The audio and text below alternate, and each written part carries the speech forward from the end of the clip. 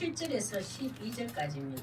7절에서 12절까지 한 절씩 교독하겠습니다. 제가 먼저 읽겠습니다.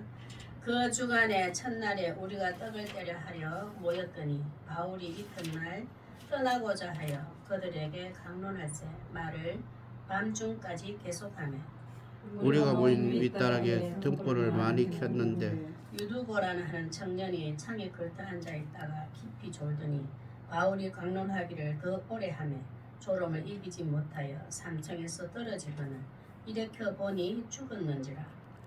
바울이 내려가서 그 위에 엎드려 그 몸을 안고 말하되 떠들지 말라 생명이 그에게 있다 하고 올라가 떡을 떼어 먹고 오랫동안 곧 날이 새기까지 이야기하고 떠나니라. 사람들이 살아난 청년을 데리고 가서 적지 않게 위로를 받았더라. 아멘. 자, 우리 오늘 말씀 한번 보겠습니다. 우리 오늘 제목은 승리의 예배자 유두고입니다. 승리의 예배자 유두고. 그 예배라는 것은 우리 꼭 11시 맞춰서 교회 모여서 하나님께 예배드리고 뭐 찬양, 기도, 말씀, 수수들 해서 예배가 아니고 우리 삶 속에서 하나님을 늘 의식하면서 하나님 앞에 살아가는 자체가 우리 인생의 모든 여정이 예배예요. 그 예배의 승리자 유두고인데 유두고의 삶이 얼마나 고단한 삶인지 우리 삶하고 거의 비슷해요. 그 유두고를 나를 이제 집어넣어서 이렇게 적용해서 드리면 되는데 한번 오늘 말씀의 제목은 승리의 예배자 유두고인데 우리 오늘도 하나님 앞에 가슴에 얹고 이런 기도 간절한 마음으로 고백했습니다. 하나님, 제가 승리의 예배자가 되게 하셔서 승리의 예배자가 되게 하셔서 고단함을 넉넉히 이기는 믿음 주소서. 아멘. 우리 인생의 여정에는 이 고단함은 피할 수도 없고 없앨 수도 없는 일이 고단하는 것은 정말 힘들고 어렵고 나에게 지어진 짐이에요. 무거운 짐. 우리가 이 땅에 태어나는 순간부터 우리는 내 인생을 어떻게 개척해가며 살아갈 것에 무거운 짐도 있지만 또 가족이 생기면 가족에 대한 무거운 짐을 져요. 또 부모에 대한 짐도 자녀에 대한 짐도 그 짐 없이 사는 인생은 아무도 없습니다.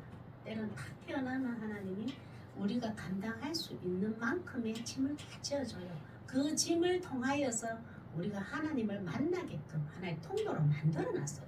걱정, 근심, 염려 없다. 이거는 세상에서 없는 평안을 누리는 것은 하나님이 부르실 때부터 시작이에요. 그러나 그 부르심이 이전에는 이 고단함은 누구라도 가지고 있습니다. 근데 그것을 어떻게 극복하며 어떻게 이기며 어떻게 지혜롭게 건너가는가 그걸 이제 예배를 통해서 늘 충전해야 돼요. 우리 일주일 삶 중에 때로는 쓰러지고 때로는 넘어지고 또 어떻게 하지만 또 일어서잖아요. 그래서 말씀을 들은 게 있어서 말씀을 받는 게 있어서 하나님께 기도하고 찬양 흥얼거리면서 이겨나가잖아요. 주일날 예배드려서 함께 예배드리는 것은 또 한 주를 그 고단함을 인생을 버티고 이길 수 있는 충전 배터리 충전 만땅 해가 또 토요일까지 견뎌보는 거예요. 그거를 봤을 때 그걸 승리의 예배자 그 예배를 승리했다고 합니다. 한번 보겠습니다. 오늘 유두고의 삶을 통하여서 우리 인생을 접목시켜서 한번 하나님 받으시는 예배 한번 보겠습니다. 첫째 승리의 예배자 유두고인데 승리의 예배자 마음속으로는 땡땡땡 자기 이름이죠. 첫째는 고단한 삶 속에서도 주님의 말씀을 들으려고 하는 것입니다. 고단한 삶 속에서도 참 내 무거운 짐이 엄청 내 힘내가 버벅거려. 내가 내 힘으로는 감당하기 힘든 무거운 짐이 있는데도 그걸 가지고 어떻게 주님의 말씀을 들으려고 하는 자체가 예배의 승리자로 이미 시작되었습니다. 하나님 말씀이 나를 권면 어떤 말씀을 권면해 줄까? 예수님이 나에게 이럴 때는 어떤 말씀을 또 힘을 주실까? 예수님의 사랑을 내가 어떻게 견딜까? 말씀에 들려고 하는 그 자체가 우리 고단한 삶을 사는 그 하나님 이기는 예배의 승리자에 보면 사람의 말을 들으려고 하지 않고 한번 그걸 7절입니다. 시작.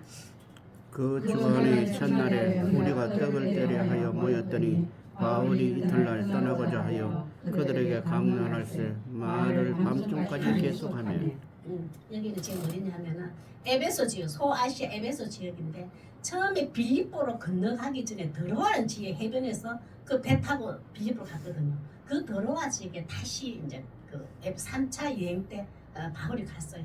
그 드로아 지방에서 딱 일주를 머뭅니다. 일주를 머무고 지금 같으면 그 주간의 첫날에 되는 요 주일이에요.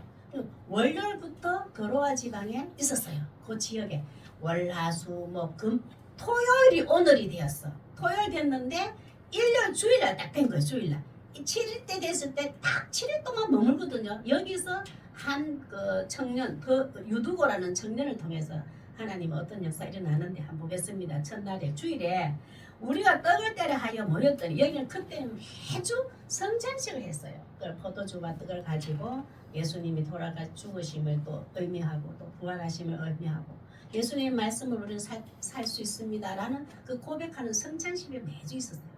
그 예배 중에 있었는데 여기서 바울이 이튿날 떠나고자 왜냐하면 그 다음날 떠나거든요. 주일날 마지막 예배 7일 동안 딱 머무고는 이제는 다른 곳으로 떠나는데 에베소 통틀어서 지역에 마지막 설교를 하기 위해서 월요일에 떠나요. 그래서 주일날 떠나고자 하여 그들에게 강론할세 말을 밤중까지 계속하며 그때만 해도 설교라는 것이 강론이라는 것은 그 목회자가 지도자가 일방적으로 이렇게 설교 다 설명하고 이러는 것이 아니라 토론이에요. 토론. 요 중앙에 딱 서서 땡 돌아가면서 이 말씀이 이래가 숨긴 이런 말씀 또 예수님이 하신 말씀 그럼 당신은 어떻게 생각하십니까? 저도 그 말씀이 참 믿어지지가 않는데 오늘 선생님 말씀을 통해 보면 구약의 예언자 예수님 맞군요. 그 예수님 우리 구원자 맞군요. 그렇습니다. 또 질문 있습니까? 이래 계속 토론을 하는 식으로 딱 1시간이 아니고 왜냐면 내일 떠나니까 내일 에베소 지역의 마지막 설교를 마치고 떠나야 되니까 얼마나 조급하겠어. 이 밤중까지 이제 설교를 한 거예요. 그때에 이 말씀을 들음에 할 때 이때 보면 이제 유두고라는 자가 한 청년이 여기에 말씀을 들으러 와요. 여 예배 시간에 와요. 말씀을 하나님의 무거운 짐을 그 짐을 끌어안고 어깨 쥐고 하나님 말씀 앞에서는 어떤 문제가 어떤 답이 있을까? 어떤 힘을 내가 공급받을까? 그것이 알고 싶고 그것의 힘을 얻고자 주일에 왔습니다. 유두고의 몸과 마음의 상태 한번 보겠습니다. 유두고의 심령 상태가 지금 어떤 상태냐 하면은 다윗의 시에 있는데 시편 146편 2절에서 5절까지입니다. 2절에서 5절 맞나? 1절에서 5절까지입니다. 69편 아니 140 146편 1절에서 5절까지요. 제가 보건사님인데 2절에서 5절까지인데 1절 제가 읽겠습니다. 시편 146편 1절에서 5절까지가 이 유두고의 지금의 상태예요. 우리도 예수 믿고 하나님 자녀가 되었지만 이 땅에 살아가면서 고단한 무거운 짐이 있을 때는 이런 상태를 누구에게 주일날 예배 드리러 왔을 때 하나님 앞에 다 토해내세요. 세상 사람들은 토해내봤자 방법이 잘 없어요. 하나님 앞에 토해냈어요. 이 다윗도 하나님 앞에 예배 드릴 때 다 토했어요. 우리 뭐 운전 중이든 삶의 중에서도 마찬가지지만 특히 주일에 와서는 이렇게 내 힘으로 버티기 힘든 일, 고단함을 하나님 앞에 이렇게 다 토하면 하나님 너 믿음이 없어서 지금 그 상태구나 이렇게 혼 안 내세요. 다윗도 이렇게 했죠. 우리도 이렇게 합니다. 지금 유두고는 특히 이 마음의 상태로 말씀을 들으려고 왔습니다. 이 예배 성리자예요. 1절 제가 읽어볼게요. 하나님이여 나를 구원하소서. 나를 지금 건져주소서. 왜냐하면 나는 지금 내 힘으로 버티기 어려운 고단함 속에 내가 잠겨 있습니다. 물들이 내 영혼에까지 흘러 들어왔나이다. 그 고단함으로 인해서 내가 지금 숨이 딱 막혀서 내 머리를 넘쳐서 내가 숨 쉴 수가 없습니다. 우리 물에 잠수하면 숨 못 쉬잖아요. 그만큼 극도로 내가 지금 고단합니다. 우리 인생 이런 여정에서 많이 만났잖아요. 그걸 누구에게? 하나님 앞에 나를 건져주소서라고 했단 말이에요. 다윗도 2절 시작. 나는 셀 곳이 없는 깊은 수렁에 빠지며 깊은 물에 들어가니 큰 물이 내게 넘치나이다. 나는 설 곳이 없는 깊은 수렁 바닥이 안다. 바닥이 안다는 그만큼 내가 그만큼 깊이 최고의 극도로 어려운 상황에 지금 있습니다. 깊은 물이 들어가니 큰 물이 내게 넘쳤나이다. 내가 감당할 수 없는 이 고단한 짐이 나를 확 덮어서 내가 지금 숨이 막혀 죽을 지경에 쌓였습니다. 이 마음으로 유두고도 맞고 우리도 주님 앞에 왔습니다. 3절요. 시작. 내가 부르짖음으로 피곤하여 나의 목이 마르며 나의 하나님을 바라서 나의 눈이 쇠해졌나이다. 내가 도와달라고 하나님 도와주세요. 나를 긍휼히 여겨주세요. 나를 불쌍히 여겨주세요. 라고 내가 주님께 부르짖으면 그것도 하나님 지쳤습니다. 이 말이에요. 하나님 나 불쌍히 여겨달라. 내 긍휼히 여겨달라. 그 얼마나 내가 지쳤는지 내가 지금 목이 잠기고 너무 아픕니다. 내가 최고의 하나님이 가장 어려운 것을 고단하면 하나님께 다 토해냈습니다. 그래하여서 내 눈이 이 점 새하여 하나님을 간절히 바라는 것이 나의 눈이 샤리다. 내가 힘에 없어서 지쳤습니다. 이제 하나님께 고단함을 부르짖는 것도 내가 지쳤나이다. 얼마나 힘들었어요. 이 지금 청년이라는 것은 유두고는 직분은 그 직업이 노예이고 종이라고 그래요. 보면 그 시대에 가장 하청업체도 보니까 다른 사람은 쉬어도 이 사람은 쉴 수가 없어요. 그 쉴 수 없는 360일하는 중에 바울 선생님의 예배 드리는 곳에 그 빈틈을 타고 예배 드리러 왔거든요. 얼마나 힘든지. 내가 이제 주님을 부르짖는 것도 힘이 없어져 버려요. 주를 바라보는 것도 이제 내가 눈이 감겼습니다. 얼마나 고단한지 말이에요. 우리는 하나님 앞에 이렇게 하시면 하나님은 반드시 해결해 주십니다. 이 부르짖음에 69편 1절에서 3절이네요. 내가 두 개인데 한 개인 줄 알았어요. 이 부르짖음에 하나님 도우시는데 한번 보시다. 말씀을 들으려고 하는 자에게 응답 주십니다.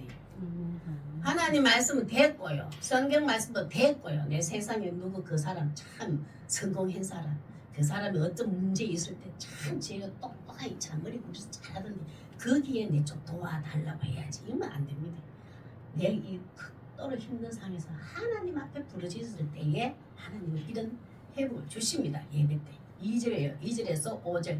시작. 나의 생전에 여호와를 찬양하며 나의 평생에 내 하나님을 찬송하리로다. 하나님, 내 극도로 지금 극심한 상황이고 고단한 상황이고 어려운 상황이지만 나는 하나님만을 그래도 바라보겠습니다. 내 눈이 새하여 내가 눈이 그 주님을 바라보는 것도 힘이고 지쳤지만 그래도 나는 주님을 바라보겠습니다. 라는 마음으로 예배드려 온 거예요. 그래도 3절요. 시작. 귀인들을 의지하지 말며 도울 힘이 없는 인생을 의지하지 말며.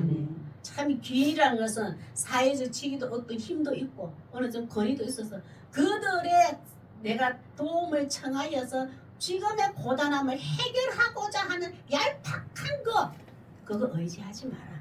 도울 힘이 없는 인생을 의지하지 마라. 스스로 죽음을 구할 수 없는 사람이에요. 스스로 죽고 사는 것을 해결할 수 없는 이사가 도울 수 없는 인생, 인간이라고 해요. 그들에게 너는 의지하지 마라. 만 4절 제가 읽어볼게요. 그의 호흡이 끊어지면 그 기인들 의지했고 정말 강한 사람에게 도움을 청했어. 그 사람을. 근데 그 사람이 호흡이 끊어지면 헐그로 돌아가는 미세 먼지 같은 존재일 뿐이야. 그를 의지하지 마라 이 말이에요. 그날에 그의 생각이 소멸해라. 그와 그 기인들을 내가 의지했어. 그 권위 있는 자, 지위 있는 자를 내가 계획 짜고 그들의 도움을 받아 청했잖아요. 그만 또 이렇게 하고 이렇게 하고 어떤 방법이 되겠다. 계획이 나올 거 아니에요. 그러나 내가 그를 의지했을 때에 그는 호흡이 끊어지면 헐그로 들어갈 헛부스러기 같은 존재야. 그와 함께 계획했던 모든 것들 하나도 이루어지지 않고 소멸되지 않아. 그래서 인간을 의지하지 마라 이 말이에요. 그랬더니 5절요. 이 유두고는 5절에 하나님을 잡은 거예요. 그래서 2절에 이 찬송을 할 수 있는 거예요. 하나님, 내 고단한 세상에서 내 위에 주인이 강력한 힘을 가졌다 할지라도 내 고단한 힘, 내 고단한 것함, 어떤 무거운 짐, 내 주인이 해결해 줄 수가 없습니다. 그래서 나는 야곱의 하나님을 붙들겠습니다. 그 고백이 5절이에요. 시작. 야곱의 하나님을 자기의 도움으로 삼으며 여호와 자기 하나님에게 자기의 소망을 두는 자는 복이 있도다. 이게 복이 있다. 나는 사람을 의지하지 않습니다. 야곱의 하나님을 붙잡겠습니다. 이 유두고는 그 간절한 마음으로 지금 예배드리러 말씀을 드리러 온 겁니다. 이것이 성리의 예배자입니다. 우리도 인생에 문제 있을 때 세상에 어떤 권위 있고 큰 강력한 힘 가진 데 그가 가지고 내 도움을 청하려고 하죠. 먼저 하나님 앞에 부르짖었어요. 그러고 난 다음에 하나님이 섭리 아래서 그러한 지기를 가졌고 힘을 가진 자를 만나게 해주시는 것은 하나님이 하셔요. 먼저 하는 게 중요합니다. 먼저 하나님께 기도해 놓으면 어떤 사람을 붙여주는 것은 하나님이 역사하시거든요. 그 순서를 우리가 잘 기억해야 돼요. 고단한 삶 속에서 예배를 통해 하나님 말씀을 듣는 자 되시길 바랍니다. 반드시 힘도 주고 지혜도 주고 능력도 줘요. 하나님 말씀을 들어가는. 두 번째, 성리 예배자 유두고는 참 이 경험을 합니다. 사람의 생명을 회생시키는 십자가의 능력을 경험하는 것입니다. 우리가 예배 들어오면 내가 죽고 내가 사는 그 은혜가 있어요. 그러니까 내가 죽는다는 것은 내가 삶을 가치가 내가 어떻게 살았던 목적, 목표 이런 게 있잖아요. 이걸 싹 내려놓는 거예요. 아니, 내 소망 하나님께 두고 하나님께서 원하시는 삶, 하나님 기뻐하시는 삶을 살겠습니다. 이게 부활이에요. 내가 가졌던 모든 계획들 내려놓고 하나님 말씀 따라 하나님 말씀에 의지하여 제가 살겠습니다. 이거는 부활이에요. 그 죽고 부활, 죽고 사는 그 경험을 지금 유두고가 경험하게 됩니다. 8절에서 11절 한번 보겠습니다. 시작. 우리가 모인 윗다락에 등불을 많이 켰는데 밤이 깊었으니까 이제 좀 그겠겠죠. 그때는 올리브유 기름을 했대요. 그러니까 저도 등불을 켜고 이렇게 밤을 보낸 사람이기 때문에 알거든요. 그 등불 켜봤자 그막 그렇잖아요. 그 등불을 얼마나 많이 켰는지 이제 막 연기도 많이 나고 그랬겠죠. 등불을 많이 켜가 있었는데 9절요. 시작. 유두고라는 청년이 창에 앉아있다가 기름이 돌더니 바울이 강론하기를 더 오래 하며 소름을 이기지 못하여 3층에서 떨어지기를 이렇게 보니 죽었는데 완전 죽어버렸어. 지금 말이죠.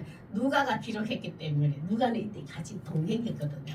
누가는 딱 보니까 죽었어. 누가가 의사가 딱 보면 이거 만져보고 뭐 코에 갖다 대고 죽었다 판정하잖아요. 이제 하여튼 죽은 것 같아요. 그러니까 근데 여기서 보면은 유두고한 장님 걸터 앉았다고 졸았더니 저는 이거 이게 어떻게 많이 들었냐면은 바울 선생님이 설교가 너무 길어놨더니 몸이 힘들고 하루 종일 일하고 와가지고 몸이 지쳐가 졸았더니 그래서 떨어졌다는 그것도 틀린 건 아닌 것 같아요. 우리 이성적으로 생각해도 맞잖아요. 근데 그게 그 의미도 있겠지만 여기서 졸았다 이건 뭐냐면은 그 내가 지고 있는 그 피곤함, 고단함, 그 무거운 짐을 얼마나 무거운지 말씀을 들으려고 왔지만 말씀이 귀에 들리지 아니하였더라 이 말이에요. 그 들으려고 왔는데 들려지지 아니하였더라. 그래서 졸아서 떨어서 죽었더라. 죽었더라는 것은 뭐냐면 하나님의 그 고귀하고 귀한 말씀이 내 고단한 짐, 무거운 짐, 고단한 삶을 해결해 줄 분을 내가 온전히 만나지 못하였더라 이 말이에요. 유두고가. 그런데 계속 바울은 지금 말씀을 강론하고 있습니다. 서로서로. 그런 중에 유두고가 떨어졌거든요. 그때에 바울이 직접적으로 이 유두고에게 몸이 다가가서 성령의 힘, 예수님의 사랑의 힘, 살아계신 하나님의 초월하신 능력이 동시에 이 유두고의 인생의 생명에 훅 들어가 버려요. 우리가 유두고가 포기한 것은 뭘까요? 여기서 또 졸았다 죽었더라 이거는 내 힘으로 안 됩니다 이게 고백한 거예요. 내가 하나님 말씀을 들으려고 왔는데 내가 계속 내 힘으로 내 어떤 계획으로 내 삶의 목적으로 내 힘으로 살려고 했더니 하나님 말씀에 기대했을 때 내가 모든 것이 안 되었구나. 내 모든 스스로가 개척하려고 힘들게 했던 거 안 되었구나 알고 난 다음에 죽어버려요. 그러고 난 다음에 하나님 말씀이 이 유두고의 인생에 덮어버려요. 그것이 표현을 어떤 모습을 드러낸 게 10절에 이 바울을 통해서 성령님이 유두고의 삶에 온전히 임합니다. 성령의 임재가 여기서 나타나요. 우리도 내 유두고처럼 우리가 하나님 앞에서 죽어버리세요. 여 와가지고 교회 들어가서 말씀을 듣자 하니까 그동안 내 힘으로 살았네요. 내 무거운 짐, 내가 알고 있는 지식으로, 내가 있는 경험으로, 내가 버티고 있는 타고난 유전적인 힘으로 그 모든 것을 해결하려고 했었네요. 꼭 부러졌다 이 말이에요. 그걸 내려놓았다. 포기했더라. 포기하고 나니까 죽어버렸어. 내가 죽었다. 내 자아가 죽었단 말이야. 딱 죽고 나니까 하나님 그 죽어 나 됐다 그럴까 봐요. 바로 바울을 통해서 성령님이 이 인생에 개입합니다. 우리도 예배 시간에 하나님 내 인생을 설계했던 건 아무도 안 되던데요. 내 짐진 내 힘으로 안 되던데요. 내가 죽어버리세요. 죽어버리면 그때에 성령님이 역사하시고 예수님의 이름이 나타나고 하나님이 역사하기 시작하는 거예요. 그게 10절입니다. 시작.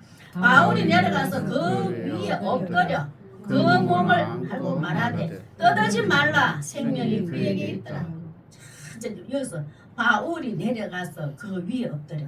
이제 바울이 어떤 그 옛날에 엘리야도 구약의 엘리야도 엘리사도 전부 다 그 아들의 죽은 자들을 왜 똑같은 행위로 그 아들 위에 엎드렸어. 그래 딱 폭에서 누워서 그 아들 다 살리는 행위를 보여줬잖아요. 엘리야, 엘리사 선지자를 통해서. 왜? 장차 예수 그리스도의 이름으로 하나님의 아들인 예수 그리스도가 우리의 죽은 영혼을 살릴 오실 자가 메시아가 오실 거라고 두 선지자가 보여줬거든요. 바울도 똑같이 지금 예수님의 이름으로 이 영혼을 살리고 죽이는 것은 예수님의 능력, 예수님의 사랑이 예수님의 십자가에 죽고 부활함이 이 시간에 나타날 거야. 예배 시간에는 우리가 죽고 예수님의 이름으로 다시 살아나는 역사가 일어날 거야 라고 하나님이 바울을 통해서 역사하시는 거죠. 그대로 딱 엎드렸더니 사람들이 옆에서 다 죽었어 바울 선생님. 이자가 유두가 죽었단 말이에요. 그 위에 올라가고 어떤 해결하지 마십시오. 죽었어요. 인간의 기준으로 우리의 인간의 판단으로 그의 삶은 고단한 삶을 살다가 예배도 제대로 못 드리고 실패했네. 예배 시간에 죽다니. 부활하신 예수님이 저 유두에게는 임하지 않았어. 쑥덕쑥덕거리고 비판하고 정작이 시작하는 거예요. 그때 바울이 호통을 치면서 말로 떠들지 말라 이러지 마. 입 다무십시오라고 함치는 거예요. 유두고의 삶, 지금 자기 힘들고 어려운 모든 환경에서 예배를 통하여서 하나님 앞에서 모든 것을 내려놓았습니다. 여러분 이렇게 내려놓았을 때 내 모든 자아를 내려놓고 죽어졌을 때 예수님께서 성령께서 어떻게 하시는지 그 생명에 죽던 자인 예수님의 능력을 지금 봐 보십시오 라고 바울이 호통을 쳐요. 우리 인생에도 마찬가지로 뭐 사람들이 살아가다가 뭔가 전에보다 먼 산 경제적으로 못해지고 모든 것이 환경이 나빠지고 그러면 저 사람 말씀 들으고 예배 들어갔지만 제대로 예배 안 드렸는가 봐. 아이고 실패했네. 예배 그동안 성공 안 했네. 못했네. 우리가 비판하고 정죄하잖아요. 이 쑥덕쑥덕거리는 거예요. 유두고 보고 그런 거예요. 우리도 그렇게 비판하고 정죄할 수도 있어요. 근데 이제 그 바울 선생님 떠들지 마라. 너희들이 판단하는 문제다. 이 속에 성령님이 역사하셔서 예수님의 부활이 유두부의 생명의 부활의 능력으로 지금 역사하실 거야 라고 바울 선생님을 통해서 말씀하시고 11절 그러면 그 생명이 거기 있다 그대로 일어나고 우리도 내 김희숙이란 자아가 죽어지고 내려놓는 것만큼 예수님의 능력이 내 속에 임해요. 성령님이 내 속에 임해요. 유두부도 크게 일어난 거예요. 우리는 교회 다녔다고 해서 다 예수 믿는 게 아니고 참 또 교회 예배 신앙생활을 못했어요. 신앙생활 못했는데도 하나님을 두려워하고 예수님을 구원자로 영접하고 하나님을 의식하며 살아가는 사람이 있어요. 누가 하나님 보실 때 진실된 자일까요? 그 하나님이 예배 드릴 수 없는 상황이고 함께 교회에서 예배도 못 드리지만 그 마음속에 하나님을 의식하며 하나님을 의지하며 살아가는 자 그가가 그 생명이 하나님 생명이거든. 유두거에게 그 성령의 역사가 일어납니다. 뭘 통해서? 예배를 통해서. 우리는 예배를 통해서 내가 자꾸 새롭게 태어나야 돼. 예배를 통해서 내가 죽고 예수님의 이름으로 내가 새롭게 거듭나는 이 역사가 유두에도 일어났습니다. 그리고 난 다음에 11절 이것을 그냥 놔둘까요? 예수님 살았어. 이제 유두고도 살았는데 예배가 끝났나? 아니에요. 지금 유두고 살은 걸 가지고 전부 다 지금 사람들 다 유튜브가 살아난 걸 통해서 바울 선생님과 통해서 뭐냐면 성도도가 교제가 일어납니다. 밤새도록 이런 하나님의 생명 주관 되신 예수님의 능력이 이 유튜브의 삶 속에 이 예배 시간에 일어났는데 어떻게 바로 교회가 예배가 스톱되겠어요? 11절 시작. 올라가 떡을 떼어 먹고 오랫동안 곧 날이 새기까지 이야기하고 떠나니 밤새도록 또 강론을 했어요. 근데 조는 자가 없더라 됐어요. 지금 유튜브만 졸았다 돼 있는데 조는 자는 없는 거예요. 계속 왜? 떠나가 지금 에베소 지역에 마지막 설교를 하고 떠나거든요. 그러니까 바울 선생님은 최대한 길게 하나님 말씀을 전거한 거예요. 설교를 한 거예요. 보면. 자, 우리 예배 드릴 때 예수님이 선언한 것이 있어요. 그리고 우리가 대답해야 될 거. 한번 보겠습니다. 요한복음 11장 25절 27절. 예배 드릴 때는 내가 죽고 예수님의 이름으로 내가 새롭게 거듭나는 역사가 예배를 통해서 일어납니다. 그것이 예배 성리의 예배자를 드린 거예요. 아니 내 자아도 하나도 안 죽었고 내가 하나도 내려놓은 것도 없고 내가 양심에 찔려서 회개한 것도 없고 하면 오늘 예배 봤다 이래요. 예배를 드렸다는 것은 하나님 참 내 모습도 봤네요. 내 믿음 없는 걸 봤네요. 내가 진짜 그런 생각이 있었네요. 죄송해요. 요거는 성리 예배자를 드린 거예요. 제대로 예배 드린 거라고요. 25절 한번 했으면 예수께서 시작. 예수께서 이르시되 나는 부활이요 생명이니 나를 믿는 자는 죽어도 살겠고 물어 살아서 나를 믿는 자는 영원히 죽지 아니하리니 이것을 내가 믿느냐. 그러시면 지금 오늘 예배 주제로 하면은 예배 시간에 예배 드리러 왔을 때 내 이름으로 예수님의 이름으로 네 자아가 죽고 내 이름으로 네가 새롭게 성숙하고 거듭나는 걸 네가 믿느냐 이 말이에요. 예수님 물으시고 지금 우리 예수님 물으셔. 그러고 난 다음에 우리가 이제 망설임 없이 바로 즉각적으로 믿음으로 고백해야 될 거예요. 27절 시작. 이르되 주여 그러하도다 주는 그리스도시요 세상에 오시는 하나님 아들이신 줄 내가 믿나이다. 예 맞습니다. 저는 그리스도의 이름으로 내가 죽고 그리스도의 이름으로 하나님의 자녀다 거룩한 자녀로 거듭날 것을 제가 믿습니다. 그러나 예배를 통해서 제가 그렇게 거듭날 것을 믿습니다. 그렇게 해 주시옵소서. 예수님의 이름으로만 할 수 있습니다. 하고 우리가 고백하는 것이 참된 예배자의 모습입니다. 예배 드릴 때 내가 죽고 내가 새롭게 변화되어가는 부활의 능력이 경험되어지는 은혜 누리시길 바랍니다. 세 번째 보겠습니다. 성리의 예배자 유두고 한 마음과 한 입으로 주님의 위로를 드러내는 것입니다. 한 마음과 한 입으로 주님의 위로를 드러내는 것입니다. 12절입니다. 시작. 사람들이 사랑하는 청년을 데리고 가서 정죄의 위로를 말하더라. 지금 이제 바울 선생님은 떠났어. 바울 선생님은 에베소 떠나버리고 지금 이제 밑에 이제 지금 유두고와 성도들이 다 있었습니다. 그런데 여기서 주님의 위로를 드러내는 것이다. 그 위로라는 것은 뭐냐면 내 옆에 가까이 와주었다. 내 옆에 가까이 와줬다. 나와 동행했다. 내 제일 가까이 와줬다. 그래서 사람들이 난리를 한 거야. 저 뭐지? 유도고는 산천에서 떨어졌어. 분명히 죽었어. 근데 바울 선생님이 그 하나님 앞에 기도하고 말씀을 드리고 예배를 듣는데 저 유도고가 살아났어. 그걸 보고 주위 사람들이 살아난 청년을 데리고 가서 적지 않게 위로를 받았다는 거예요. 그 유도고를 보면서 하나님의 위로를 그들이 본 거예요. 야, 사도 바울이 아니고 사도 바울 속에 있는 전거하고 있는 하나님의 그 사랑이 예수 그리스도의 사랑이 예수님의 살아계심이 그 부활의 능력이 유도고의 생명을 살리는 걸 그들을 보고 하나님은 가까이에서 유도고를 지켜보고 계시구나 이것을 본 거예요. 그들은 내가 죽지 않았기 때문에 가까이 내서 내가 지금 하나님 나 가까이 계시는 줄 몰랐어요. 근데 유도고를 보니까 하나님은 우리 인생의 제일 가까이에서 우리의 생명을 죽고 살리는 생명의 주관자로 늘 함께 계시구나라는 것을 유도고가 살아나는 것 보고 성도들이 알게 된 거예요. 그래서 위로를 받았다. 하나님의 위로를 목격하게 돼요. 우리 인생에도 유도고를 살면서 주위 사람들이 정말 하나님은 위로자야 하나님이구나. 그것을 봤단 말이에요. 우리 인생에도 내 신앙생활 다 점검하면서 내 성도들, 내 가족, 내 이웃들이 나를 보면서 하나님의 위로를 그들이 느끼고 있나 보여지고 있나 내 신앙을 점검해 봐야 돼. 아 보니까 하나님의 위로가 저 엄마인데 없어. 내 신앙을 좀 점검해 봐야 돼. 하나님의 위로가 하나님이 위로자야. 하나님이 우리 엄마 인생에 우리 아버지 인생에 계시나 가까이에서 하나님 우리 엄마를 지키고 계시네. 가까이서 무겁고 힘들고 어려울 때마다 고단할 때마다 위로의 하나님이 가까이 계신 우리 엄마에게 늘 힘을 도와주네. 아버지에게 지혜를 주네. 부모에게 지혜를 주네. 그걸 누가 자녀들이 보았단 말이야. 우리 성도들도 봐야 돼요. 누가 지치고 좀 힘들고 어려울 때 쏙 넘어지잖아요.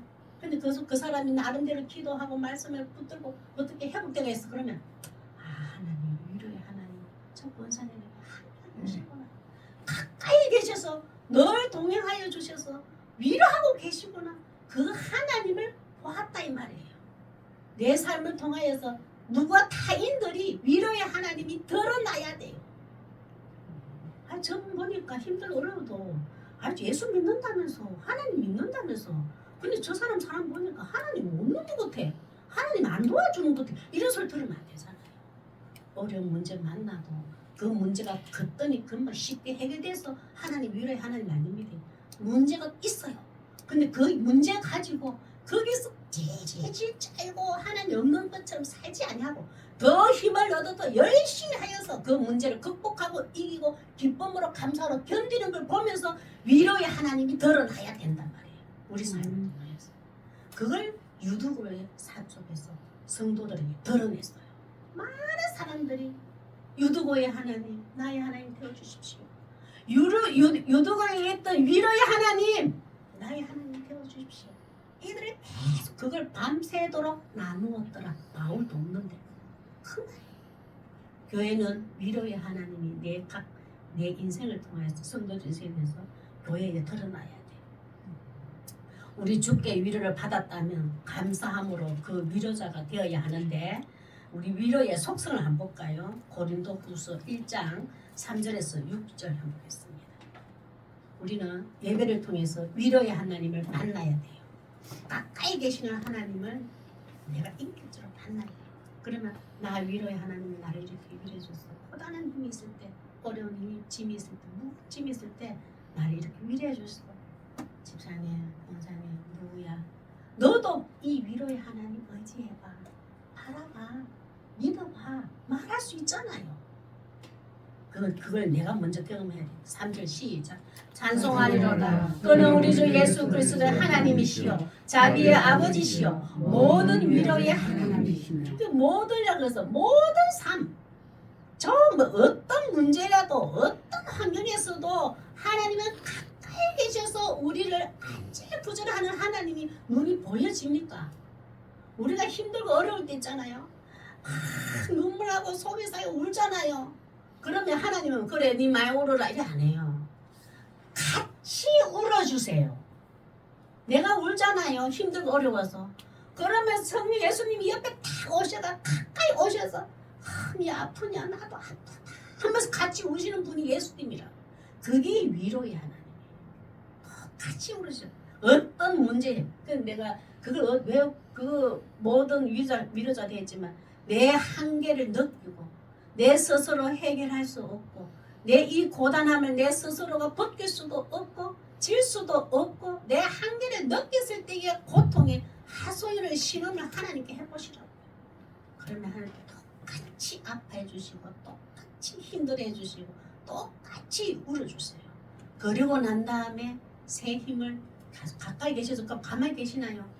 눈물도 닦아주시고 새로운 소망도 주시고 일어서게 할 힘을 주셔요. 가까이 계셔서 그것이 위로의 하나님. 4절 시작.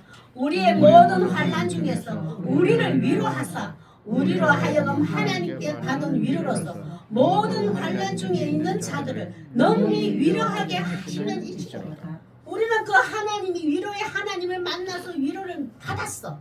그러면 위로의 빚진 자예요. 사랑의 빚진 자라고요. 그러면 내 이웃이 이 위로가 필요한 자가 있어. 고단한 문제로 고단한 짐 가지고 힘든 짐을 가지고 껌껌 힘들한 자가 있어요. 그에게 어떻게 그 모든 환난 중에 있는 자들 이웃들을 그 받은 위로로 능히 위로하게 하시는 이시로다. 우리는 하나님의 그 위로가 내게 듬뿍 쌓여야 돼요. 하나님의 가득 차가 그 위로를 받은 것으로 누구를 위로할 수 있습니다. 하나님 위로를 많이 받은 자는 그 타인의 아픔과 힘과 상처를 눈에 보여줘요. 그 하나님 위로를 받은 자는 저럴 때 얼마나 힘들었을까, 얼마나 아팠을까, 얼마나 고통스러웠을까, 기다린다고 힘들었겠네. 그게 보여진다고요. 하나님의 위로를 받은 자는. 근데 그 위로를 받았는데 이 사람인데 위로가 안 가진다. 그것도 이상한 게 모순점이 있어요. 그 위로를 받은 자는 분명히 하나님 위로가 건너가게 돼 있어요. 우리는 누구 위로할 자 내 힘으로 안 됩니다. 하나님이 위로로 그 위로를 위로할 수 있어요. 그러면 모든 환난 중에 이웃들이 있는데 그 받은 위로도 너는 위로할 수 있어. 내 위로 없이는 너는 위로할 수 없어 이 말이에요. 하나님의 그 속성이에요. 내 위로가 너희한테 임했을 때 네가 그 경험했을 때 그 위로로 너는 위로할 수 있어. 우리가 다 누울 때 하나님 저는 이렇게 힘들고 때 하나님 위로를 너무 받았습니다. 너는 하나님 그 힘들고 어려울 때 새 힘을 공급받았습니다. 견딜 수 있는 힘도 받았습니다. 그 위로 누군가에게 지금 필요합니다. 제가 그 위로자가 되어서 그에게 기도도 하지만 말 한마디를 할 수 있도록 그리스도의 마음을 주십시오. 그 위로의 마음을 저에게 주십시오. 그 위로로 제가 이 사람을 위로할 수 있습니다. 라고 기도하고 상대방을 대해야 돼요. 그 위로가 있어야 돼요. 5절 시작. 그리스도의 권한이 우리에게 넘친 것 같이 우리가 받은 위로도 그리스도로 말미암아 넘치느니라. 우리는 그 십자가의 사랑으로 나를 살리신 그 사랑으로 넘쳐가지고 그 사람 누구 사랑을 할 수가 있단 말이에요. 6절은 요거 제가 읽어볼게요. 우리가 이런 고백을 할 수 있어야 되고 이런 자가 되어야 돼요. 아까 한입 한마음과 한입으로 주님의 위로를 드러내는 자. 요 우리 6절 요게 우리 그리스도인의 삶이에요. 성숙한 그리스도인은 이렇게 살아야 됩니다. 제가 읽어볼게요. 이어서 우리가 됐지만 우리가 전부 각자 이름 제 이름을 넣어 자기 생각으로 내가 먼저 환난 당하는 것도 내가 환난을 당한 것 고난을 당한 것 고난을 겪어내는 것도 너희가 상대방 너희가 주의 위로로 구원을 받게 하는 것이라. 나에게 왜 고난 주셨고 환난을 주셨고 하나님 거기다가 위로를 주셨는가. 왜냐하면 누군가에게 그 위로를 주려고 나에게 그런 고난과 환난을 주셨다 이 말이에요. 받게 하려는 것이요. 그게 우리 사명입니다. 그리스도. 우리 환난 받았으면 위로도 동시에 받거든요. 그러면 상대방이 있는가 어려움이 있어. 그러면 그 위로를 우리에게 주려고 우리에게 그런 위로를 주셨다 이 말이에요. 내가 먼저 위로를 받은 것도 내가 먼저 위로받게 하신 하나님의 뜻이 있어요.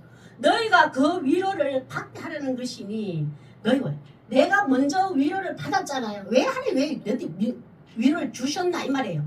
너희가 상대방에게 그 위로를 주려고 너희인데 위로를 줬어 이 말이에요. 희수가 왜 내 위로 너 가까이 있는 위로 너희 동행하는 그 위로 너에게 준 이유가 있어. 너만 가지러 준 거 아니야. 그 위로 받을 자를 위해서 너에게 준 거야 이 말이에요. 우리는 그런 다 사명을 받았어요. 위로 딱 가지고 머물러 있게 하면 안 돼요. 누군가 위로자가 돼야 돼. 받게 하는 이 위로가 너희 속에 역사하여 내가 전했더니 내가 받은 위로를 상대방이 줬어. 그 상대방이 거기서 똑같이 역사하시는 거예요. 나에게 힘을 주신 것처럼 나에게 견딜 수 있는 힘을 주시는 것처럼 그 사랑을 주신 것처럼 듣는 이들에게도 똑같이 하나님 위로가 똑같이 일어난단 말이에요. 하나님은 똑같은 분이에요. 내 위로가 다르고 상대방 위로가 다르고 뭐 깊이가 다르고 넓이가 다른 거 아니에요. 내가 못 느끼는 것 뿐이지. 하나님의 위로 강도 진해도 똑같다고요. 십자가의 사랑은. 근데 내가 느끼고 덜 느끼고 그 차이지 위로는 똑같이 갑니다. 그러면 이 위로가 너희 속에 똑같이 역사하여 내가 받는 것 같은 고난도 너희도 견디게 됩니다. 하나님의 위로가 있을 때에 내가 진짜 고단하고 힘든 일을 만났을 때 견디어진 것처럼 하나님의 위로가 왔을 때 견디어진 것처럼 상대방도 내가 전했던 그 위로로 말미암아 그자도 견디고 힘들고 어려운 짐이 고단할 때도 똑같은 그 위로로 그들도 견디고 이기고 버티게 할 거야 이 말이에요. 내가 받았던 위로와 타인에게 전했던 하나님은 동등하게 견디어지고 이겨지고 똑같아지더라 이 말이에요. 그래서 우리는 하나님의 위로를 받은 만큼 예수님의 사랑을 그 하나님의 위로를 잘 전할 수 있는 자가 되어서 한 마음과 한 힘으로 주님의 위로를 드러내는 자 되어야 돼요. 그래 권사님 그 위로가 내는 얼마나 힘이 되든지 나 다시 소망이 생겼어. 그 똑같은 위로거든요. 그게 자꾸 드러나야 돼요. 교회에서는 예배 드리고 나면 그 위로자가 돼야 돼요. 내가 하나님 교회는 위로 받으러 온 겁니다. 하나님 가까이 계신 나 위로하여 주시옵소서. 내가 무거운 들고 왔잖아요. 무거운 다 내게 들고 오라 했으니까 막 들고 가야지. 예수님이 그렇게 하겠잖아요. 그 들고 오라 했으니까 들고 왔더니 하나님 나 위로해 줬어. 월요일부터 토요일까지 이 위로를 전하는 자가 돼야 돼. 위로가 필요하는 자에게 위로를 전하는 자 돼야 돼. 한 마음과 한 힘으로. 우리는 그런 사명을 받았습니다. 하나님의 위로로 견디며 승리하는 신앙을 보면서 타인도 그 위로로 견디어 승리할 수 있는 우리 그리스도인 되시길 바랍니다. 네, 기도하겠습니다. 첫째, 힘들고 고단한 삶 속에서도 예배를 통해 회복이 되어지는 은혜를 주셔서 예배를 통해서 이 힘들고 고단함이 회복이 됩니다. 또 견뎌지고 두 번째는 하나님의 위로로 내가 일어나게 하시고 또한 누군가에게 내가 위로자가 될 수 있도록 성숙한 믿음을 주세요. 우리 기도하겠습니다.